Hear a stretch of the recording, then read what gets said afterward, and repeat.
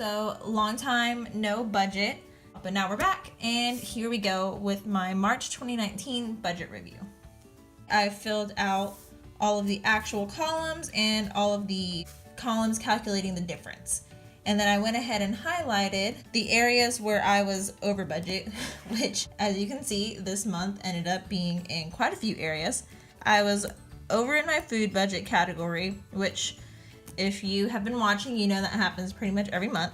So moving forward, I'm going to go ahead and up my date category and eating out, and like my personal spending for food, I'm gonna reduce it. So it's changing, but basically, hopefully, I won't be going super over budget in dates, and then I'll just keep my eating out a little bit lower. And I'll talk more about this in a bit. Another thing that I will be changing, so you can see I added like a plus 100 and then was breaking out to two categories.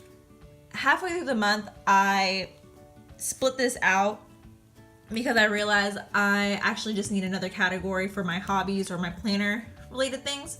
And so I went ahead and did a category for hobbies and then a category for true miscellaneous items.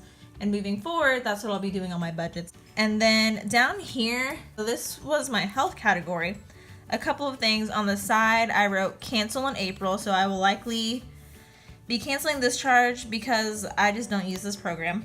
I had a star earlier in the month, and now I have a check because I found the answer. The charges at the YMCA, my monthly charge, is going up moving forward. And then I also have a note here where it says cancel in April, and I already canceled it, and so I put a check mark there, so we're good.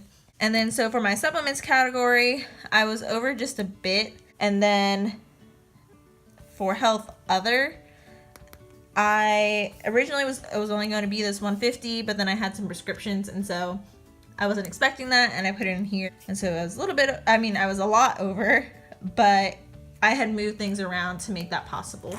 On the second page of the budget, nothing here yet. That'll probably start in the next month or so. I'll start putting away things for insurances that are due the later part of the year.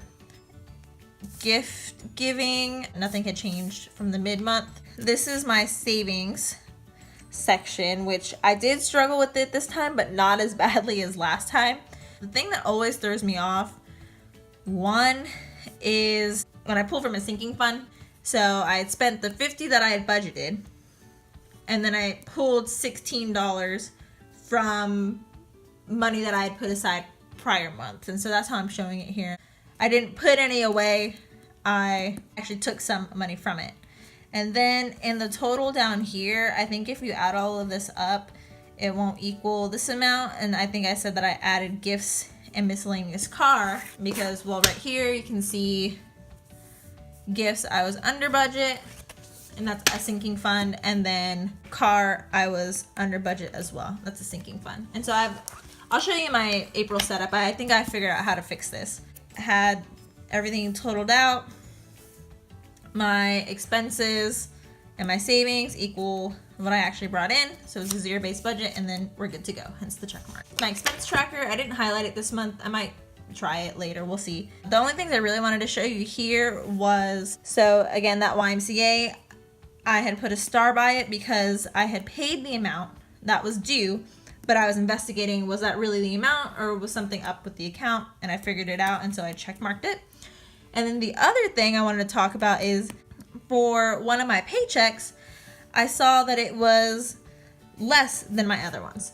And I get paid weekly and I'm salaried, so the paychecks are the same every single week unless something weird happens, which in this case, something weird happened. So I had to get in touch with our payroll department, figure out what was going on. While that one was lower than usual, my final paycheck was a little bit higher than usual, so they refunded that difference. And so we were all good to go. But that was really a really good example of how budgeting and being on top of your finances can help, because otherwise I never would have known, and I would have had 15 bucks I never got just because someone else messed up. Cash envelopes went a lot better this month, or at least for March. I've already messed it up for April, so I will go over that later. But for March, it was really good. Right up until the end, when I had run out of certain categories, so I'd run out of my date envelope, and I ended up pulling, so I made a note that I pulled from my grocery envelope even though it was for a date or something like that. So I was good up until the end, and then I kind of went haywire and said, whatever, I'm just pulling from my grocery because I had extra, and obviously that is not the goal, but that is what happened. Obviously I didn't really use this expense tracker for savings. I think it will come in handy perhaps when I do pull from a sinking fund, and so I did record that here. And then down here we have the actual sinking fund totals, so what it was at the start of the month, what it was at the end of the month, what actually went into the account. So as you can see, that miscellaneous apartment one, I guess I can highlight it since it's here, I actually pulled an amount from that fund. Everything else I added to, except for these sinking funds, which I haven't started saving for yet. And then I actually completed a sinking fund, which is cool. And so now I have an amount sitting aside for when I decide to move.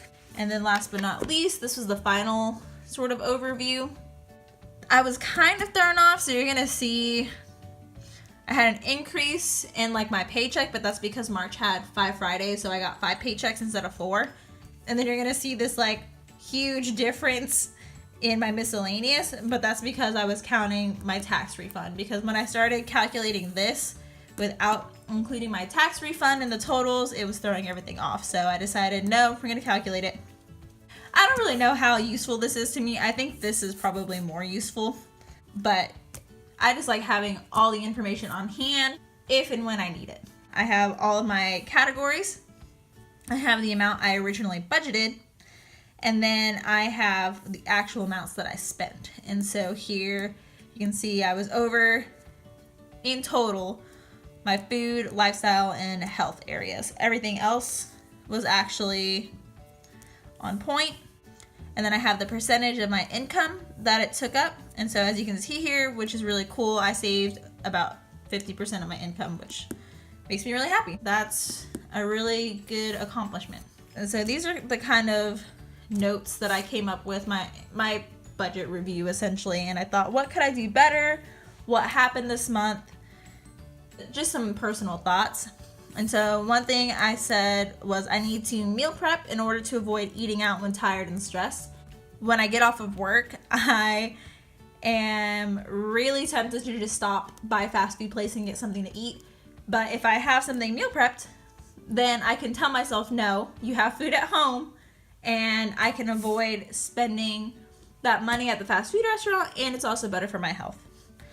And then I have learned to say no. You don't always have to pay for dates.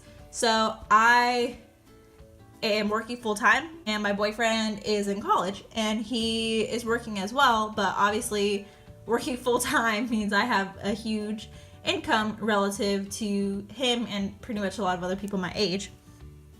And so I feel almost obligated to pay when we go out, but that's been putting me over budget in my category. So now that I've adjusted my budget, so it's higher, because I don't mind paying for a lot of different things we do, especially when I instigate it. But it had been putting me over budget, and so now I'm saying I need to tell myself this. No, we don't always have to go out and spend a lot of money on dates, and I don't have to pay for all the dates. I think me saying, hey, let's not go out to eat every weekend, that might help in general. So anyways, there's that. And then kind of going along that, build habits around things other than eating out. So it's become routine for my boyfriend and I to eat out at least once on Saturday, and then sometimes Sunday. And then I also do happy hour every Friday with my mom.